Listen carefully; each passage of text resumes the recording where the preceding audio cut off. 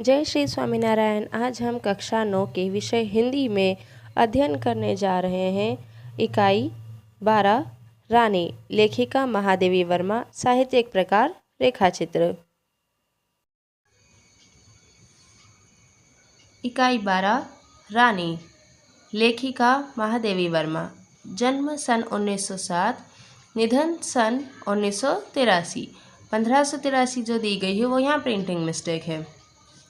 हिंदी साहित्य में महादेवी वर्मा अर्थात मैं नीर भरी दुख की बदरी और तुमको नींव में ढूंढा, तुम में ढूंढी पीड़ा कहने वाली सहृदय, भावुक, अत्यंत संवेदनशील और समग्र नीव सृष्टि पर अनुकंपान्वर्षण करने वाली छायावादी युग की अप्रतिम रचनाकार।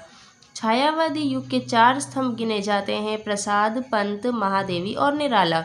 इनमें प्रसाद के साथ सदैव इतिहास बोध रहा तो पंत प्रकृति के कोमलकांत पदावली के रचनाकार के रूप में पहचाने गए। निराला अपनी ओजस्विता और रौद्रता के लिए तो महादेवी धीर गंभीर दर्द की दास्तां सुनाने वाली कवयित्री के रूप में पहचानी गई। फर्रुखाबाद में यानी उत्तर प्रदेश में जन्मी महादेवी सही अर्थ में एक विदुषी और प्रगल्भा नारी के रूप में समग्र जीवन जी गई।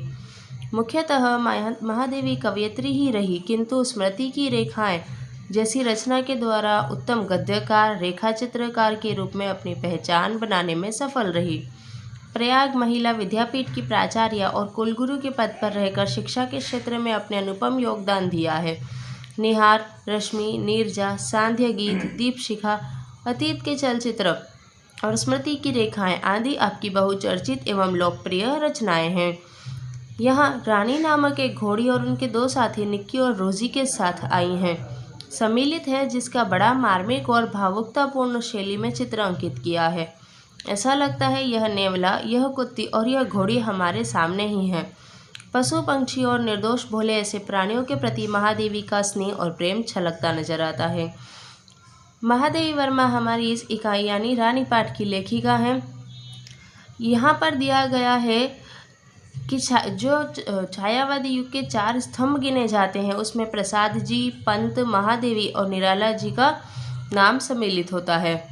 साथ ही यहाँ पर दिखाया गया है कि लेखिका की पशुओं के प्रति का प्रेम, कि उन्होंने अपनी कई सारे लेख में अलग अलग पशुओं के विषय में लिखा है। यहाँ पर उन्होंने अपने घर में आई हुई एक रानी नामक घोड़ी के विषय में दिया है। साथ ही उनके घर में निक्की नाम का नेवला और रोजी नाम की कुतिया भी थी। उनका पूरा बालपन पशुओं के आसपास ही निकला हो, इस प्रकार की भावना और पशुओं के प्रति इस तरह का प्रेम उनके सभी लेख में बहुत अच्छी तरह से स्पष्ट होता है।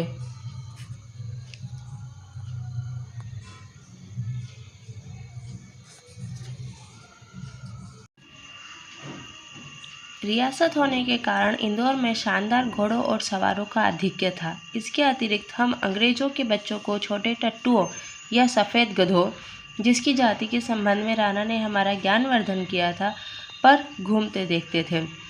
रामा की कहानियों में तो राजा अपराधियों को गधे पर चढ़ाकर देश निकाला देता था। इन्हें गधों पर बैठकर प्रसन्नता से घूमते देखकर विश्वास करना कठिन था कि इन्हें दंड मिला है। रामा के पास हमारी जिज्ञासा का समाधान था। इन्हें विलायत में गधे पर बैठने का दंड देकर भारत भेजा गया है, क्योंकि वहाँ यह वाहन नहीं है। आगे यहाँ पर कहा गया है कि इंदौर रियासत होने के कारण इंदौर में शानदार घोड़ों और सवारों का आधिक्य था। इसलिए वहाँ जब अंग्रेज़ों के बच्चों को छोटे टट्टुओं पर या सफ़ेद गधों पर घूमते देखते थे तो लेखिका और उनके भाई बहन के मन में सवाल उठते थे, जिस पर उन्हें सवाल का जवाब देता था रामा।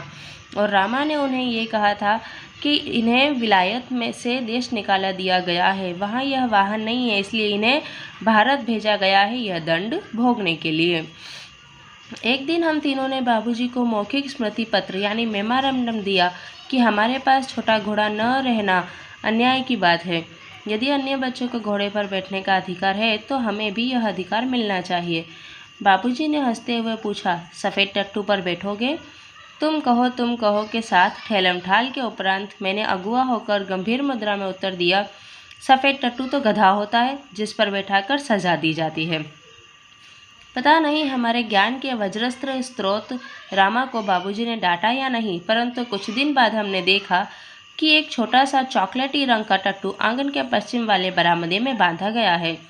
बरामदा तो घोड़े बांधने के लिए बनाया नहीं गया था, अतः बाहर से टट्टू को लाने के लिए दीवार में एक नया दरवाज़ा लगाया गया और उसकी मालिश करने तथा खाने पीने, घूमने आदि की उसकी देखरेख के लिए छुट्टन नाम का साइस रखा गया।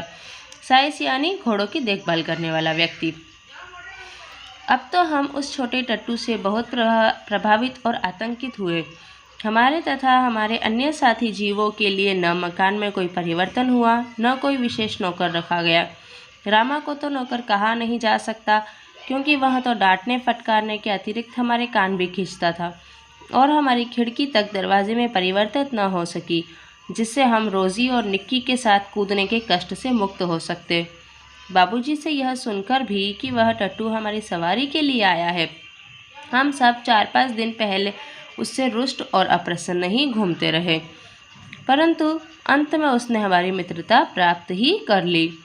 रामा से उसका नाम पूछने पर ज्ञात हुआ कि उसे ताज रानी कहकर पुकारा जाता है।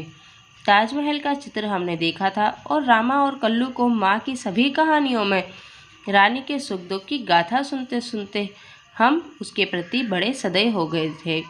ताजमहल जैसे भवन की रानी होने पर भी वहाँ से कहानी की रानी की तरह निकाल दी गई है।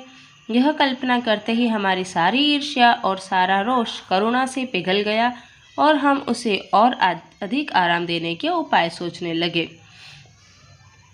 वह इतनी सुंदर थी कि अब तक उसकी छवि आंखों में बसी जैसी है। हल्का चॉकलेटी चमकदार रंग जिस पर दृष्टि फिसल जाती थी, खड़े छोटे कानों के बीच में माथे पर झूलता अयाल का गुच्छा, बड़ी काली स्वच्छ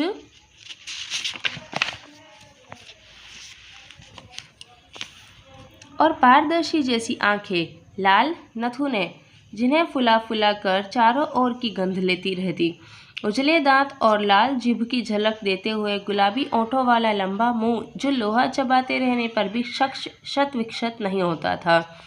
ऊंचाई के अनुपात से पीठ की चौड़ाई अधिक है, सुडौल मजबूत पैर और सघन पूंछ जो मक्खियाँ उड़ाने के क्रम में मोरछल के समान उठती गिरती रहती थी। उस समय यह सब समझने की बुद्धि नहीं थी, परंतु इतने दीर्घ काल के उपरांत भी स्मृति पट पर वे रेखाएं ऐसे उभर आती हैं जैसे किसी अदृश्य स्याही से लिखे अक्षर अग्नि के ताप से प्रत्यक्ष होने लगते हैं।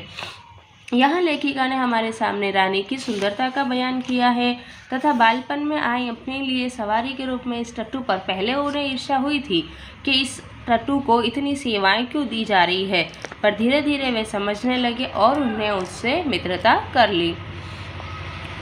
हम बार बार सोचते हैं कि कुछ और छोटी क्यों न होती तो हम रोज़ी और निक्की के साथ समान उसे भी अपने कमरे में रख लेते। यहाँ पे लेखिका कह रही हैं कि जब वह छोटे थे तब उन्हें ये विचार आता था कि रानी और भी छोटी क्यों नहीं, अगर वह छोटी होती तो रोज़ी और निक्की यानी उनकी कुतिया और नेवले के साथ भी वे उसे अपने कमरे में रख सकते थे। रानी को अपने कमरे में ले जाना संभव नहीं था, अतः अस्तबल बना हुआ बरामदा ही हमारी अराजकता का कार्यालय बना।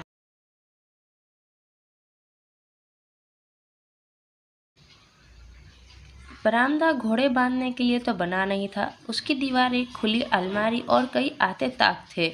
उन्हीं में हमारा स्वेच्छा विस्थापित और शरणार्थी खिलौनों का परिवार स्थापित होने लगा। रानी की गर्दन में झूल झूल कर, उसके कान और अयाल में फूल खोस खोस कर और उसको बिस्कुट मिठाई आदि खिला खिला कर थोड़े ही दिनों में हमने उससे ऐसी मैत्री कर ली कि हमें न देखने पर वह अस्थिर होकर पैर पटकने और हिनहिनाने लगती। फिर हमारी घुड़सवारी का कार्यक्रम आरंभ हुआ। मेरे और बहन के लिए सामान्य छोटी पर सुंदर जीन खरीदी गई और भाई के लिए एक चमड़े के घेरे वाली ऐसी जीन बनवाई गई जिससे संतुलन खोने पर नहीं था। बारी बारी से रानी पर आरूढ़ होते और छुट्टन साथ दौड़ता हुआ हमें घुमाता। सवेरे भाई बहन घूमते और स्कूल से लौटने पर तीसरे पहर या संध्या समय मेरे साथ यह कार्यक्रम दोहराया जाता, परंतु ऐसी सवारी से हमारी विद्रोही प्रकृति कैसे संतुष्ट हो सकती थी। अस्तबल में रानी की गर्दन में झूलकर तथा स्टूल के सहारे उसकी पीठ पर चढ़कर भी हमें संतोष न होता था। अंत में एक छुट्टी के दिन दोपहर में सबके सो जाने पर हम रानी को खोलकर बाहर ले आए और चबूतरे पर खड़े होकर उसकी नंगी पीठ पर सवारी करके बारी बारी से अपनी अधूरी शिक्षा की पूरी परीक्षा लेने लगे।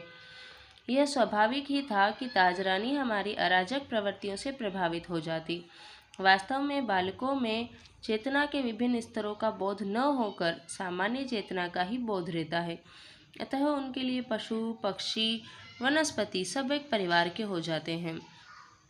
निक्की रानी की पूंछ से झूलने लगता था। रोजी इच्छा अनुसार उसकी गर्दन पर उछलकर चढ़ती और नीचे कूदती थी, और हम सब उसकी पीठ पर ऐसे गर्व से बैठते थे मानो मयूर सिंहासन पर आसीन हो। रानी हम सबकी शक्ति और दुर्बलता जानती थी। उसकी नंगी पीठ पर अयाल पकड़कर बैठने वालों को वह दुल्की चाल से इधर उधर घुमाकर संतुष्ट कर देती थी। परंतु एक बार मेरे बैठ जाने पर भाई ने अपने हाथ की पतली संटी उसके पैरों में मार दी। चोट लगने की तो संभावना ही नहीं थी, परंतु इससे न जाने उसका स्वाभिमान आहत हो गया या कोई दुखद स्मृति उभर आई।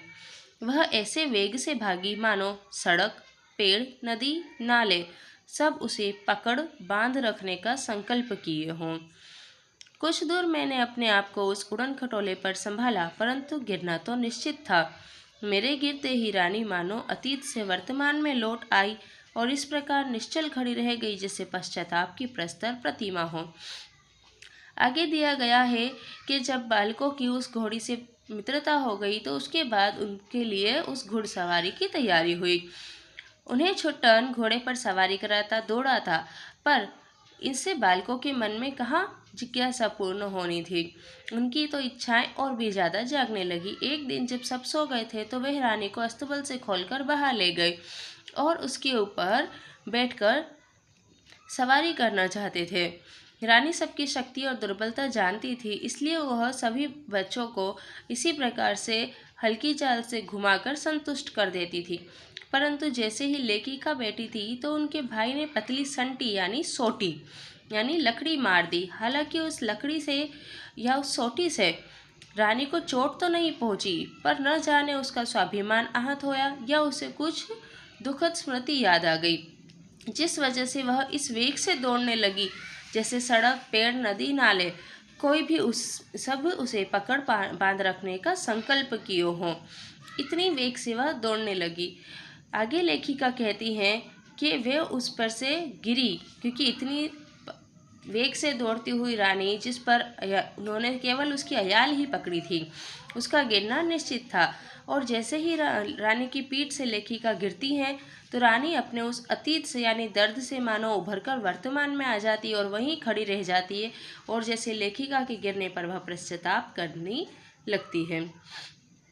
साथियों की चीख पुकार से सब दौड़े और फिर बहुत दिनों तक मुझे बिछाने पर रहना पड़ा।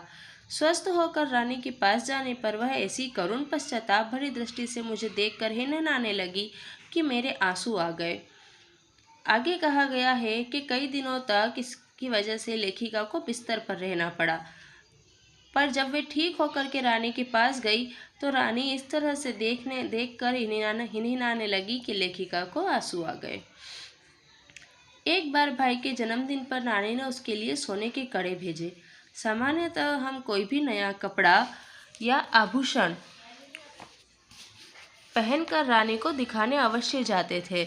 सुंदर छोटे छोटे शेर मुंह वाले कड़े पहनकर भाई भी रानी को दिखाने गया, और न जाने किन प्रेरणा से वह दोनों कड़े उतारकर रानी के खड़े सतर्क कानों में वलय की तरह पहना आया। फिर हम सब खेल में कड़ों की बात भूल गए। संध्या समय भाई के कड़े रहित हाथ देखकर जब माँ ने पूछताछ की तब खोज आरंभ हुई, पर कहीं भी कड़ों का पता नहीं चला। रानी अपने कान को खूरों से खोदती और हिनहिनाती रही। अंत में बाबूजी का ध्यान उसकी ओर गया और उन्होंने मिट्टी हटाने का आदेश दिया। किसी ने कुछ गहरा गड्ढा खोदकर दोनों कड़े गाड़ दिए थे। दंड तो किसी को नहीं मिला, परंतु रानी सारे घर के हृदय में स्थान पा गई। एक घटना अपनी विचित्रता में स्मरणीय है। एक सवेरे उठने पर हमने रानी के पास एक छोटे से घोड़े के बच्चे को देखा। यह कहाँ था कह कहकर हमने रामा को इतना थका दिया कि उसने निरुपाय घोषणा की कि वह नया जीव रानी के पेट में दाना चारा खाकर सो रहा था। भाई ने उत्साह से पूछा, और भी है? और रामा ने स्वीकृति में सिर हिलाया। अब तो हम विस्मृत भी हुए और क्रोधित भी। ये छोटे जीव कोई काम धाम नहीं करते और हमको पीठ पर बैठाकर दौड़ने वाली रानी का दाना चारा स्वयं खाकर उसके पेट में लेटे रहते हैं। भाई ने कहा, रानी का पेट चीरकर हम कम से कम एक और बच्चा घोड़ा निकाल लें, तब बच्चे घोड़ों पर वे छोटे बहन भाई बैठेंगे और रानी मेरी सेवा में रहेगी। प्रस्ताव मुझे भी उचित जान पड़ा, पर जब एक दोपहर को वह कहीं से साग काटने का चाकू ले आया, तब मेरे साहस ने जवाब दे दिया। एक और भी समस्या की ओर हमारा ध्यान गया। आखिर हम रानी की पीठ सिएंगे कैसे? माँ की महीन सी सुई से तो सीना संभव नहीं था और टाट सीने का बड़ा सूजा रामा अपनी कोठरी में रखता था, जहाँ हमारी पहुँच नहीं थी। कुछ दिनों के उपरांत जब रानी का अश्व शिशु कुछ बड़ा होकर दौड़ने लगा, तब हमें न अपना क्रोध स्मरण रहा और न प्रस्ताव। आगे की बात बताते हुए लेखिका कह रही है कि उनके भाई के जन्मदिन पर उन्होंने उसके सोने के कड़े खेल खेल में रानी के कानों में पहना दिए थे और उसके बाद वे उसे भूल गए। पर घर में जब सभी सदस्य कड़े ढूंढने लगे, तभी भी रानी के ही द्वारा सबका ध्यान आकर्षित करने पर यह पता चला कि किसी ने सोने के कड़े गड्ढा खोदकर गाड़ दिए थे, जिस वजह से खोदने पर वे कड़े मिल गए और रानी के सभी के हृदय में स्थान पा गई। इसके बाद की घटना में लेखिका कहती है कि एक सवेरे उन्होंने रानी के पास छोटा शिशु देखा, अश्व शिशु यानी घोड़े का बच्चा। अब लेखिका और इनके भाई बहन भी बच्चे ही थे, इसलिए इन्हें सवाल आया कि एक ही रात में यह घोड़े का बच्चा कैसे रानी के पास आया। रामा से उन्होंने पूछा, तब रामा ने उन्हें कहा कि यह रानी के पेट में था, जो दाना चारा खाकर आराम कर रहा था। इस बात पर सभी भाई बहन यानी बच्चे क्रोधित हो गए कि ये छोटा जीव हमें पीठ पर बैठाकर दौड़ाता नहीं है, कोई काम नहीं करता है और हमें बैठाकर दौड़ने वाली रानी का खाना भी ये स्वयं खा रहा है। इसी बात पर जब लेखिका के भाई रामा से पूछते हैं कि और भी हैं, तब रामा कह देता है कि हाँ, और भी बच्चे हैं। इसी पर ये सभी बच्चे प्रस्ताव रखते हैं, विचार रखते हैं कि क्यों ना रानी का पेट काटकर एक और अश्व शिशु निकाल लें। अब आप देखिए, यदि इन बालकों ने सच में ऐसा किया होता तो इससे रानी की मृत्यु हो सकती थी, क्योंकि छोटे बच्चों को नहीं पता होता है कि क्या सही है और क्या गलत है। फिर भी यहाँ लेखिका के साहस ने जवाब दे दिया था और इन्होंने उसके पेट को नहीं काटा, क्योंकि सवाल उन्हें ये आया था कि हम इसका पेट काट देंगे पर फिर सिएंगे कैसे, और इस सवाल का उन्हें जवाब नहीं मिला। इस तरह से उन्होंने रानी का पेट नहीं काटा। पर यहाँ हमें लेखिका के जीवन में पशु के प्रति प्रेम पता चलता है और साथ ही यह भी पता चलता है कि घर में आए किसी नए पशु या वनस्पति या किसी सदस्य के लेकर भी बालकों के मन में कैसे कैसे भाव जागते हैं। और अंत में हमें बालकों के बाल मन में रहे हुए अलग अलग प्रकार के विचारों